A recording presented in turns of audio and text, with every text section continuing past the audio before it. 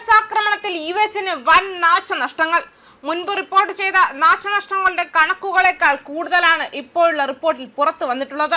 യുദ്ധം തുടങ്ങിയതിനു ശേഷം പുറത്തു വന്നിട്ടുള്ള ഉപഗ്രഹ ചിത്രങ്ങൾ വിശകലനം ചെയ്തതിൽ നിന്നും പശ്ചിമേഷ്യയിലുള്ള യുഎസിന്റെ 228 സൈനിക സൗകര്യങ്ങളോ യുദ്ധോപകരണങ്ങളോ ഇറാൻ ആക്രമണങ്ങളിൽ തകർന്നെന്ന് വാഷിംഗ്ടൺ പോസ്റ്റ് റിപ്പോർട്ട് ചെയ്തിട്ടുണ്ട്.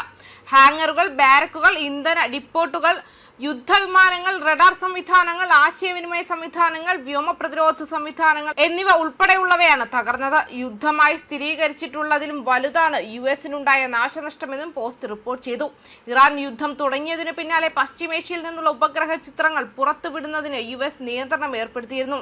ഇറാൻ വാർത്താ ഏജൻസികൾ പുറത്തുവിട്ട ഉപഗ്രഹ ചിത്രങ്ങളെ യൂണിയന്റെ ഉപഗ്രഹ സംവിധാനമായ കോപ്പർനിക്കസ് ഉപഗ്രഹ ചിത്രങ്ങളുമായി താരതമ്യം ചെയ്ത് ആധികാരികത പരിശോധിച്ച ശേഷം നടത്തിയ വിശകലനമാണ് പോസ്റ്റ് പുറത്തുവിട്ടത്. ഇതുപ്രകാരം 15 സൈനിക താവളങ്ങളിൽ 215 കെട്ടിടങ്ങൾക്കും 11 യുദ്ധോപകരണങ്ങൾക്കും കേടുപറ്റുകയോ തകരുകയോ ചെയ്തു. ഇറാൻ ആക്രമണങ്ങൾ കൃത്യതയുള്ളതാണെന്നും വ്യോമ പ്രതിരോധ സംവിധാനങ്ങൾ തടസ്സപ്പെടുത്താത്ത ആക്രമണങ്ങളെല്ലാം ലക്ഷ്യസ്ഥാനം കണ്ടെന്നും സൂചനയുണ്ട്.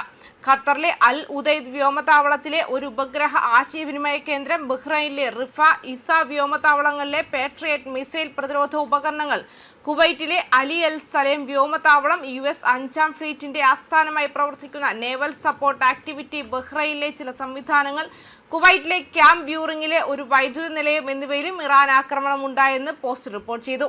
അതേസമയം ഇറാനുമായി സമാധാന കരാറിന് ധാരണയാകുന്ന സാഹചര്യത്തിൽ സൈനിക നീക്കങ്ങൾ അവസാനിപ്പിക്കാൻ തയ്യാറാണെന്ന് അമേരിക്കൻ പ്രസിഡന്റ് ഡൊണാൾഡ് ട്രംപ്.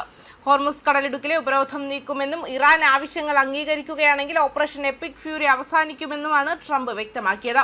തന്റെ സോഷ്യൽ മീഡിയ പ്ലാറ്റ്ഫോമായ ട്രൂത്ത് സോഷ്യലിലൂടെയായിരുന്നു അദ്ദേഹത്തിന്റെ പ്രതികരണം. ഇറാന്റെ ആണവ സമ്പുഷ്ടീകരണത്തിന് കർശന നിയന്ത്രണം ഏർപ്പെടുത്തുന്ന പകരമായി അവർക്കെതിരെയുള്ള സാമ്പത്തിക ഉപരോധങ്ങൾ പിൻവലിക്കാനാണ് അമേരിക്കയുടെ ലക്ഷ്യം. നിലവിൽ കരാറിന് ധാരണയായിട്ടുണ്ടെങ്കിലും ഇറാൻ വിട്ടുവീഴ്ചയ്ക്ക് തയ്യാറായില്ലെങ്കിൽ മുമ്പത്തേക്കാൾ ശക്തമായ ബോംബാക്രമണം പുനരാരംഭിക്കുമെന്നും ട്രംപ് മുന്നറിയിപ്പ് നൽകി.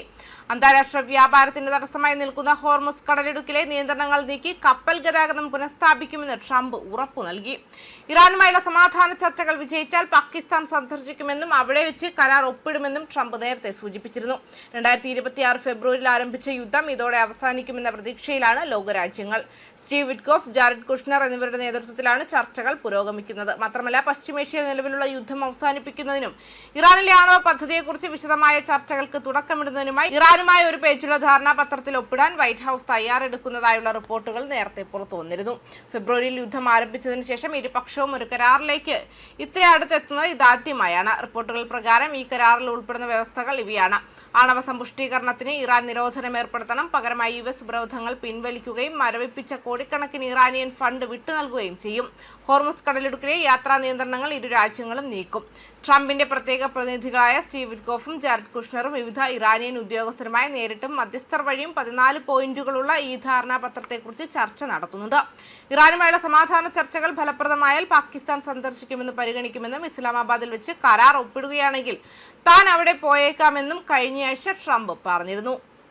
ന്യൂസ് ഡെസ്ക് കർമ്മ ന്യൂസ്.